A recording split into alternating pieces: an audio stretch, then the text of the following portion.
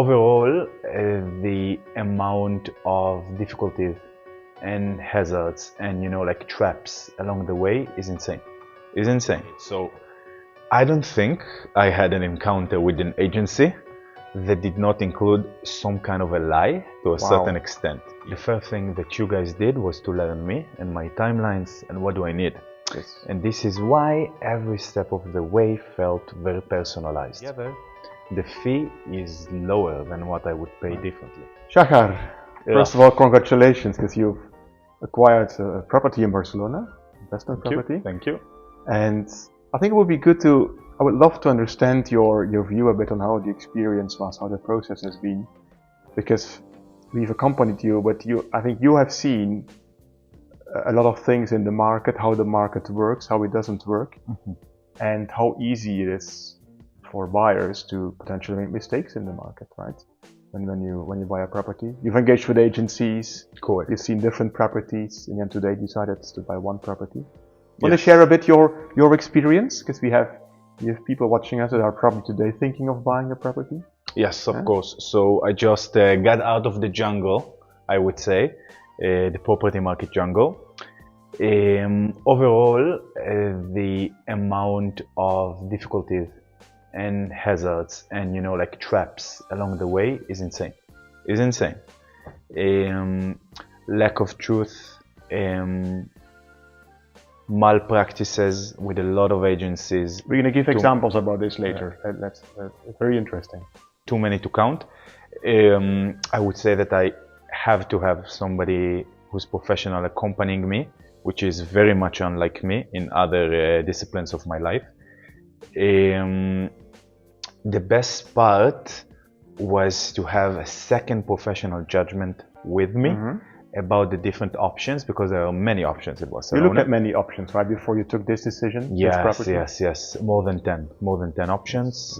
5 of them were included some kind of negotiations and some kind of advanced talks until I decided to take this one. At the end, I'm very, very happy with the result, and will definitely have inspired with me for the next one.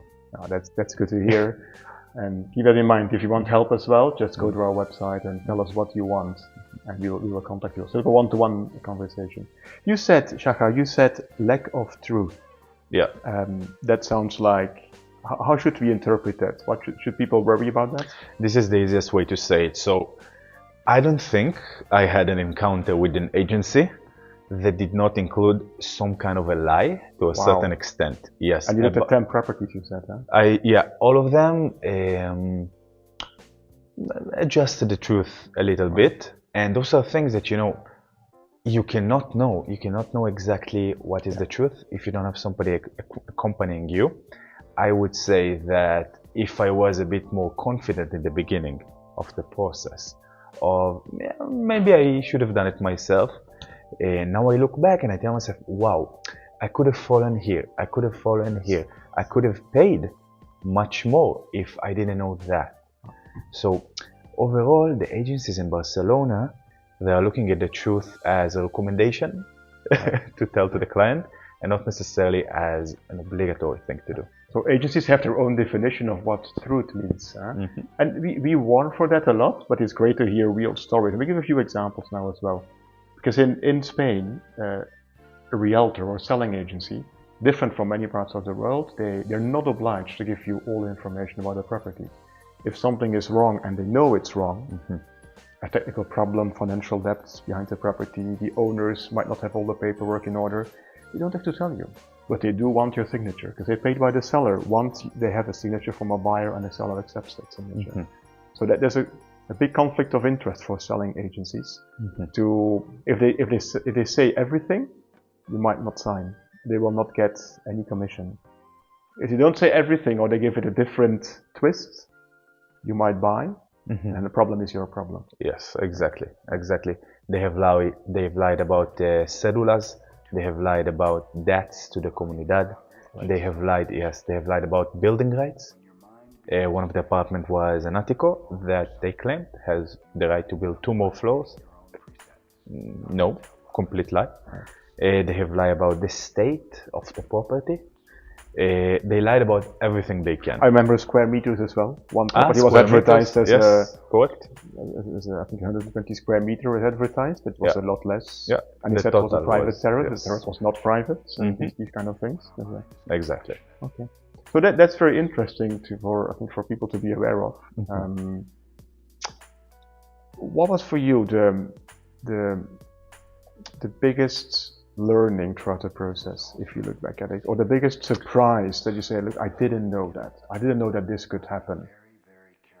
Well, so many things. Because you were well prepared. When we had our first conversation a few months ago, you knew about real estate investing. You had read about it. You were an informed investor, right? And still, you told me that there's a lot of things of surprises.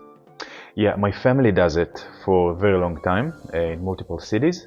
But at the end of the day, the market here is very different than any other, because the amount of buyers is insane and the competition is very high.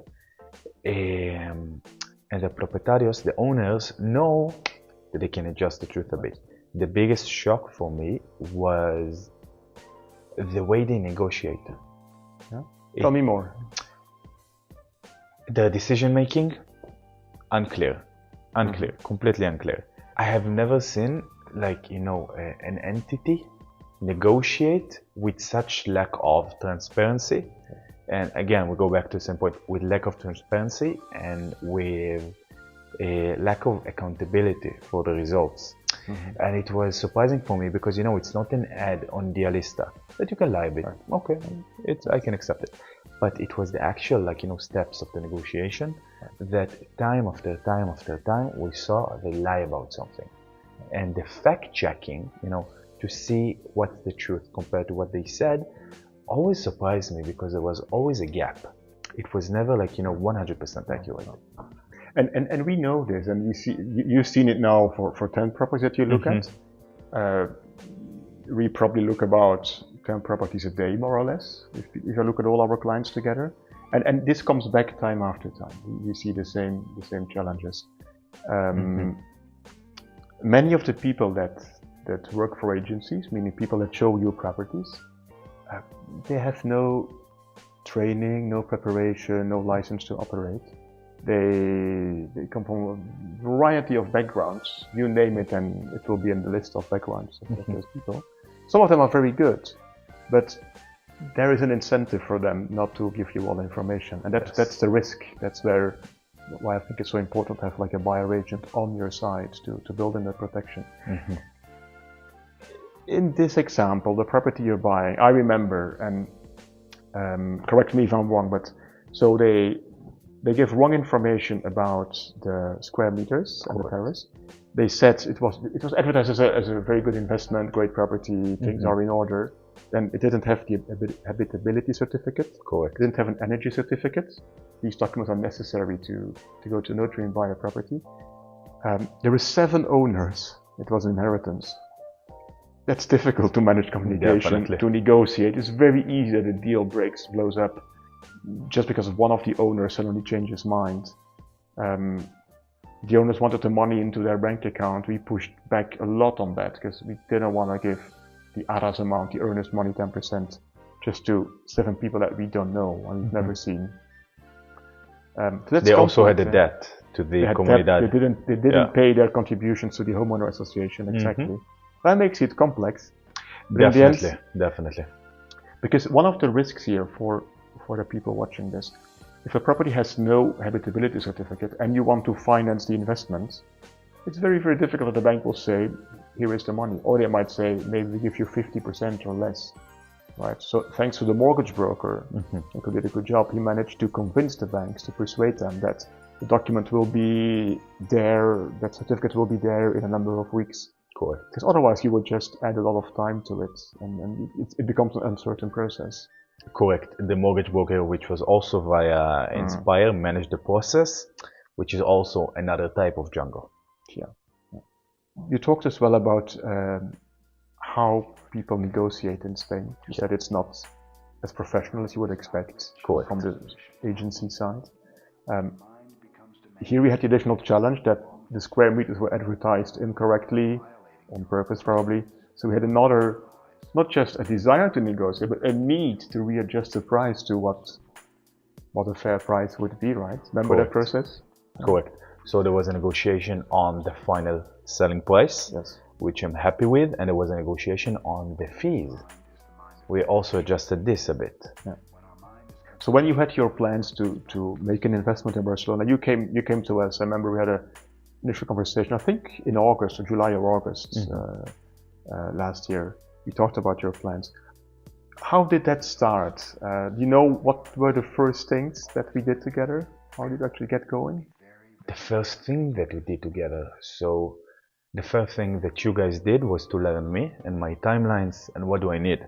Yes. And this is why every step of the way felt very personalized. Okay, that's good to hear. Many people, I mean, planning comes first in my mind and in the way we work at Inspire, because many people start to look at properties and they have not done the proper planning. They have no clear understanding of the timings. They didn't speak to the bank or the broker yet. Then they like a property and they can't take a decision. They miss the property, they lose it. Because if you take a decision and you make an offer, you put a lot of money at risk because you're uncertain. Correct. And we took quite some time to prepare that. If you look at the value that comes with the service, you mentioned you wanted to have someone on your side who knows this for second opinion and to help take certain decisions. Where do you see most value? Because we started with proper planning, discussing specific properties, then helping you say no to many properties as well. Yes. And then once the one property was there, which was actually a month ago, because I think on the 24th of March, I think, we got an accepted offer for this property. And about a month later, we're at the notary, now it's your property. Where in this process, where do you see most value as a buyer, as an investor? It's a tie between professional judgment that, you know, you cannot put a price tag on it. You cannot say, yeah, professional judgment of exactly like you said, saying no to a specific property. You cannot price it because if you make a mistake, it's a 200, 300, 400,000 euros mistake. The second value that I think you have added very well was the negotiation part, which here you can put a price tag, exactly the price that you cut from the original price, because you know not only to negotiate, but to point on the things that will actually reduce the price. I don't think like, you know, an individual, regardless of their education and experience, can do it by themselves. Some people are very good at negotiating maybe, or they think they can be aggressive in a negotiation.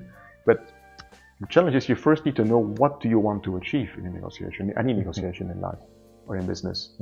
And that's where we have very good reference points, database reference points on where do we want to land? What do we want to achieve? Exactly. And then work towards that. Anna, she's our killer negotiator, she's a fighter. Yes, she doesn't give up. And it helps us to secure the best possible price, but also to decide when to walk away from a property when we think it's too expensive. Yes, right? yes, say, no, correct.